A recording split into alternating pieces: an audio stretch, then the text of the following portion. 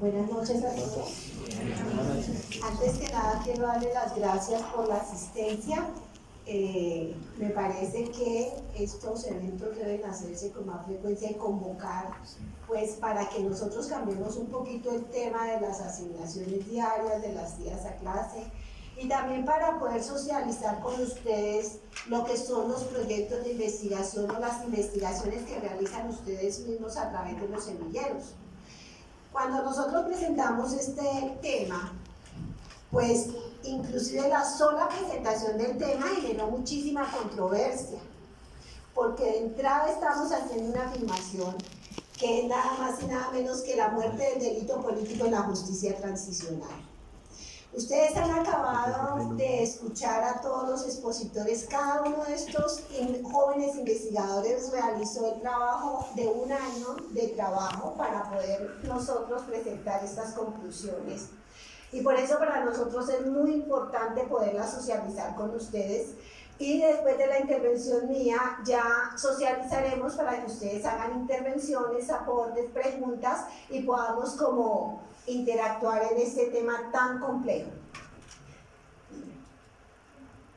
Tenemos acá un libro que yo siempre les referencio a ustedes y que me imagino que casi todos lo han leído, que se llama Vigilar y Castigar.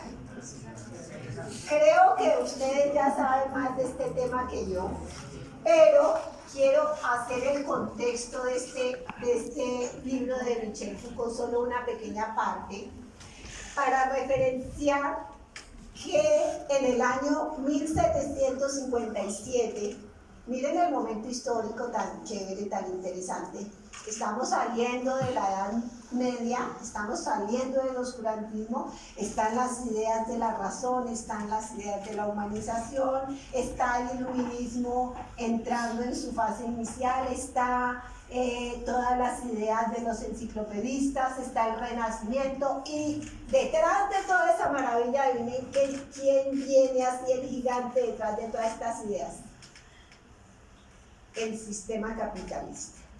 O sea, las ideas van dándose de acuerdo a los cambios económicos. En 1757 condenan a Damiens ¿a qué? A pública retractación ante la puerta principal de la iglesia de París, donde deberá ser llevado, conducido en una carreta y torturado y flagelado de la manera como se hace la referencia allí. ¿Por qué es tan importante para nosotros este referente para nuestro trabajo de investigación? Porque fíjense ustedes, y esto es para hacer un breve recuento histórico, que cuando estamos en 1757 y durante toda la Edad Media y durante toda la historia de la humanidad de ahí para atrás, lo que se ha buscado es que quien no esté de acuerdo con el poder que esté de turno tiene que retractarse. Cuando yo voy a una audiencia de imputación, ¿qué es lo primero que se le dice a la persona que se va a imputar? ¿Acepta o no acepta cargos? ¿Por qué se busca la retractación? ¿Por qué cuando se generaba el tema de las confesiones se recurría a la tortura? Ustedes no sé si recuerdan las famosas ordalías, y se recurría a la tortura para que la gente confesara que sí había cometido lo que ellos querían que se cometiera en cada momento histórico, porque eso lo que hace es legitimar el poder del Estado que está en ese momento. ¿Por qué no se condena a Damiens a la pena de muerte, pero sí se le condena a la pública retractación? Porque Damiens no se retractó. A medida que iban supliciando a Damiens, como algunos de ustedes ya lo han visto, el verdugo, el confesor se le iban acercando y le preguntaban: ¿tienes algo que decir, hijo? ¿Tienes algo que decir? Y así durante todo el tiempo que lo supliciaron hasta que finalmente lo descuartizan. Este es uno de los aspectos más importantes de nuestro trabajo. ¿Qué estamos nosotros? ¿A qué conclusión hemos llegado nosotros? La verdad y las formas van cambiando a lo largo de la historia. La confesión ahora se le llama verdad. La reparación toca ir a pedir perdón, o si no hay reparación. La justicia, venimos de una justicia de un mal por otro mal, dar a cada cual lo que le corresponde, cada uno se merece su propia suerte, el derecho penal es pura justicia retributiva, y vamos a cambiar ahora eso, nos cambian un chip de toda la historia por otro chip que es un chip que le llaman ahora es que justicia transicional. Entonces me están diciendo, me invirtieron lo que yo tenía en mi cabeza. ¿Qué era lo que yo tenía en mi cabeza? Que frente a una infracción tal, era la pena proporcionada a esa infracción. Y así nos educaron en las facultades de Derecho desde hace 200 años. Estamos trabajando los mismos autores de toda la vida porque queremos un derecho penal máximo donde sea el mayor número de penas frente a determinadas conductas punibles. Y el delito político no ha sido la excepción. ¿Cuál es la diferencia entre los delitos comunes y el delito político? Que es que el delito político tiene una connotación noble y altruista. Noble porque es que rebelión, sedición, acenada, conspiración son delitos que van en contra de ¿qué? De el suprasanto bien jurídico a lo largo de la historia, que es o la monarquía o el régimen constitucional o legal, pónganle el nombre que quieran, pero todas las formas de oposición ante estados autoritarios, tiránicos, lo que sea, siempre ha sido reprimida y debe ser reprimida. ¿Cuál es nuestro aporte que nosotros hacemos en nuestra investigación? Estamos equiparando estas nuevas formas jurídicas a lo que es el Acuerdo de La Habana. Y digo el Acuerdo de La Habana porque tenemos aquí dos justicias transicionales. La justicia transicional de la Ley 975, donde la primera, lo primero que extrañamos, que fue que los destinatarios de la Ley 975, ¿quiénes eran? Los desmovilizados individuales de los grupos subversivos y los grupos de autodefensa. Los grupos de autodefensa se desmovilizan de manera colectiva. La desmovilización individual, y ahí estuvo, digamos, la perversidad de la Ley 975 era que al desmovilizarse colectivamente los grupos de autodefensa, se desmovilizaron y se desmovilizaron. Pero se crea la figura de la desmovilización individual, ¿para qué? Porque es que si yo traiciono al grupo me dan un premio. ¿Cuál premio?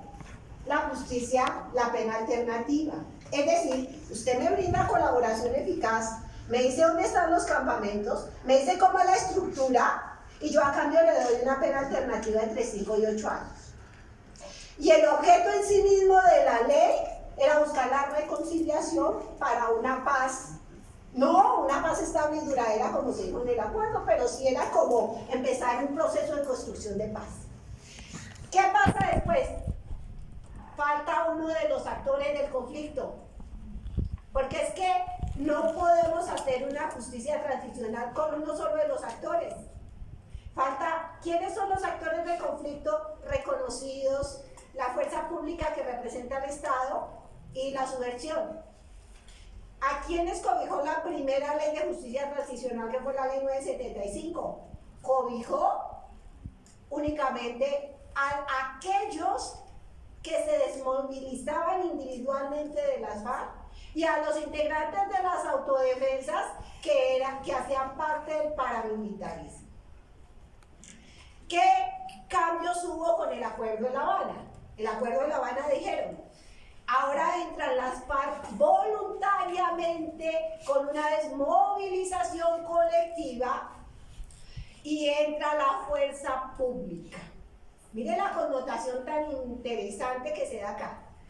Al entrar la fuerza pública, que son por su naturaleza, son los enemigos que digamos son los polos opuestos, son la negación el uno del otro, entran a ser parte de la Jurisdicción Especial para la Paz. Y es aquí donde nosotros encontramos la gran, digamos, sacamos la conclusión de que todo es de lo mismo y que lo único que cambia es el nombre. ¿Por qué? Porque en la Jurisdicción Especial para la Paz se les está exigiendo un régimen de condicionalidad. Ese régimen de condicionalidad que se exige tiene que ser verdad, justicia, reparación y garantía de no repetición. Y entonces me devuelvo a la época medieval. ¿Y qué era lo que se quería en la época medieval cuando a mí me torturaban para que confesara? La confesión. Y la confesión siempre ha sido la prueba reina. ¿Por qué condenan a Adán en esa pública retractación? Porque necesitamos que diga que está bien el castigo que le están dando porque él se lo merece. ¿Por qué se lo merece? Pues porque cometió parricidio. Pero no es suficiente que Daniel cometa parricidio. Es necesario que él reconozca que cometió parricidio.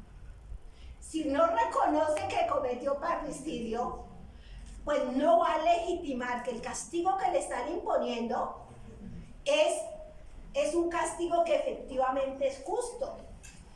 ¿Qué pasa con nuestro sistema penal acusatorio? La primera audiencia es ¿acepta o no acepta? Y si acepta, ya no lo voy a torturar para que acepte, le doy un premio.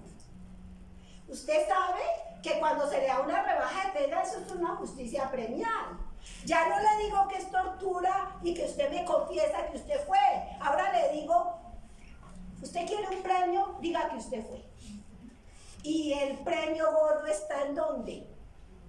Cuando me están diciendo, lleva 50 años usted en el monte, lleva usted 50 años como subversivo, lleva usted 50 años tratando de derrocar el régimen constitucional y legal. Entonces hagamos una cosa, venga, yo no le doy cárcel.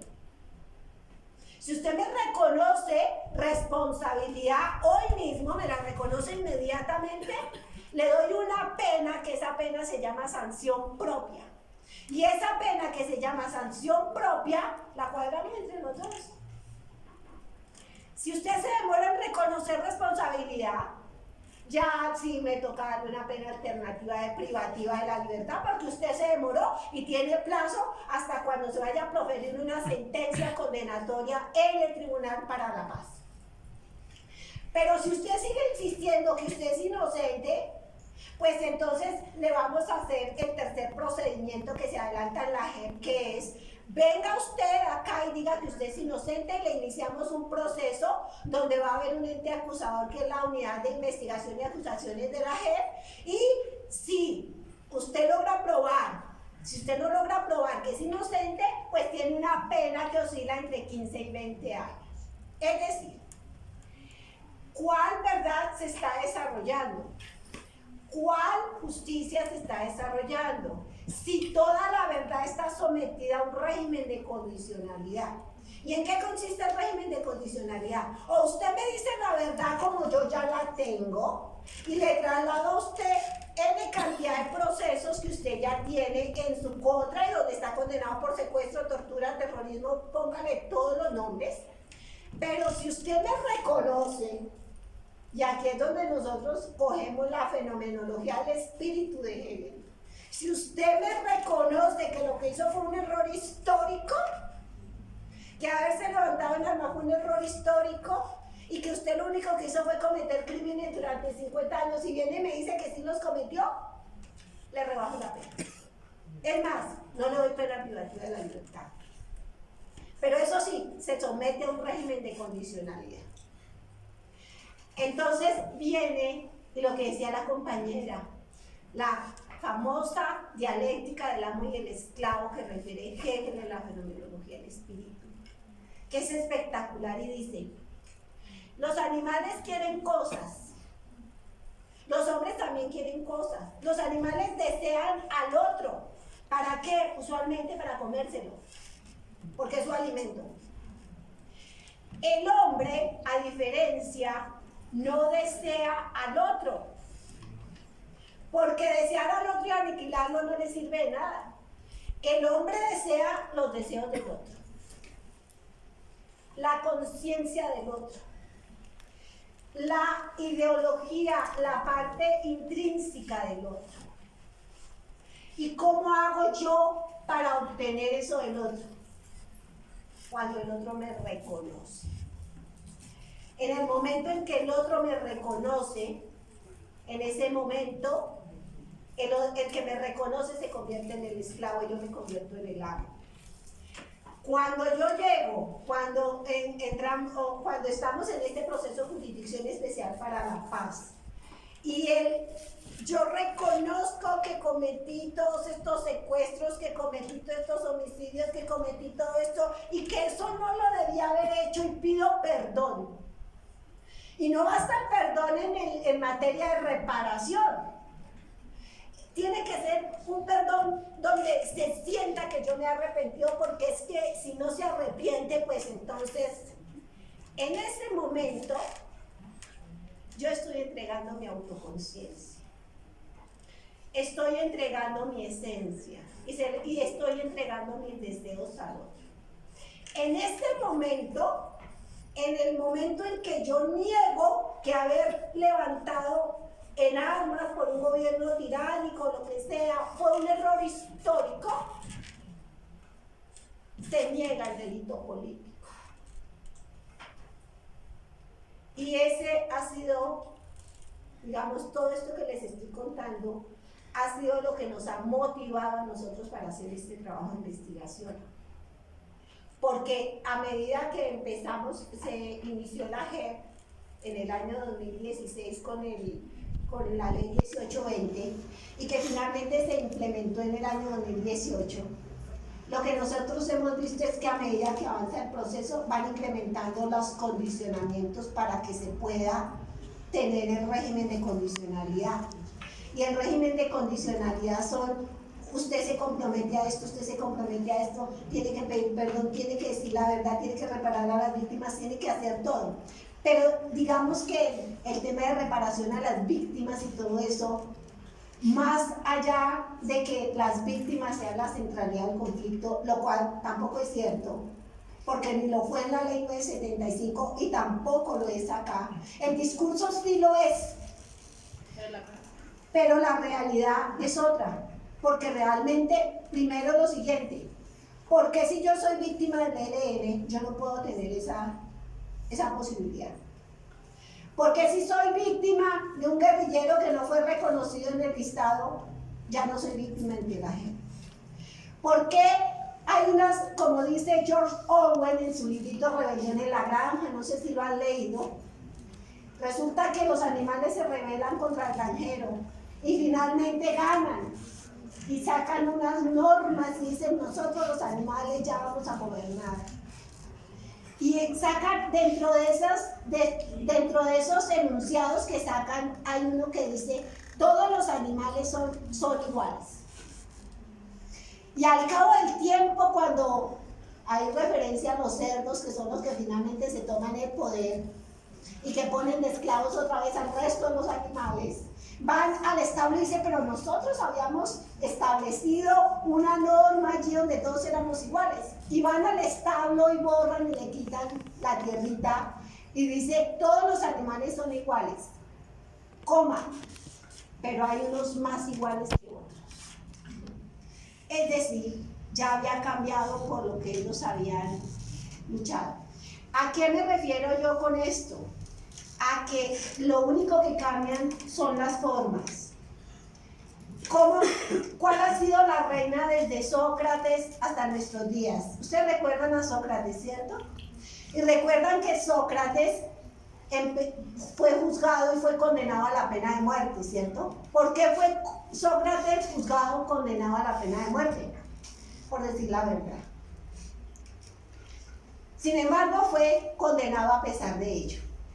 Cuando uno escucha o cuando uno tiene la posibilidad de leer cómo fue que lo narra Platón en los diálogos de Platón, y cuando uno tiene la posibilidad de ver cómo fue el juicio y todo eso, uno dice, no es posible que desde esa época se esté repitiendo la misma historia. Cambian las formas, ya no le dicen confesión, le dicen verdad. Ya no le dicen justicia, ahora le dicen que es una sanción propia, impropia, pero que las penas son muy bajitas, ¿sí? Ya no hablamos de un acto de contrición y de perdón, sino se llama reparación. Lo cambian las formas, pero la esencia del sistema sigue siendo el reconocimiento del otro. Lo que sucede acá y lo que está pasando a nuestro modo de ver y recogiendo la teoría de Hegel, que nos parece muy interesante desde dos puntos de vista, desde la dialéctica del amo y el esclavo y desde el tema del reconocimiento. Cuando yo le reconozco al otro, le estoy dando el poder al otro. Entonces, cuando yo me siento allá y empiezo a reconocer que yo hice todo esto y empiezo a pedir perdón y toda la cosa, estoy reconociendo que cometí un error, pero como eso no es suficiente, necesito manifestar, hacer manifestaciones de arrepentimiento y de perdón para que esto, digamos, tenga cierta, o sea, para que a la gente le guste que efectivamente se está tramitando esto como una verdadera reconciliación. Pero lo que nosotros significamos en todo este contexto es que al realizar este régimen de condicionalidad en la forma como se está estableciendo, lo que se está haciendo es negar la razón por la cual este grupo se levantó en armas y tuvo una lucha durante más de 50 años y admitir entonces que en ese contexto eso fue un error histórico. Dice John Locke, y este lo traigo a colación porque Locke es uno de los pensadores del liberalismo,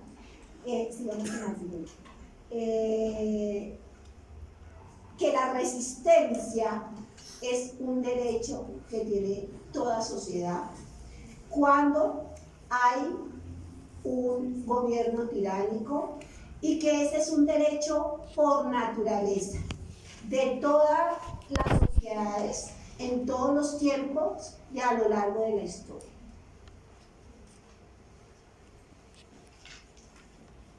Cuando nosotros hablamos de la rebelión es la materialización a partir de un delito, fíjense ustedes, que se ha dado de lo que es esa posibilidad que se brinda de pronto el ejercicio de un derecho a la resistencia. David Thoreau desarrolla en 1848 el tema de la desobediencia civil, y cuando David Thoreau desarrolla eso, a principios del siglo XX, Gandhi recoge toda la teoría de David Thoreau de la desobediencia civil. Al recoger esa teoría, Gandhi se va por el lado de la insurrección, pero sin las armas. El delito político es la insurrección, pero con las armas, porque no habría rebelión si no es mediante el uso de las armas. El que pretenda modificar, derrocar el régimen constitucional ilegal mediante el uso de las armas. ¿Sí? Entonces, esta es la razón por la cual nosotros planteamos nuestro proyecto de investigación. El Acuerdo de La Habana, en donde se acordó la creación del sistema integral, en virtud del cual se comprometen a aceptar responsabilidad en la Jurisdicción Especial para la Paz, corresponde a las categorías tradicionales de confesión, pena, perdón y arrepentimiento que datan desde la antigüedad, con la única finalidad de legitimar el sistema de poder existente y los crímenes de Estado. Muchas gracias.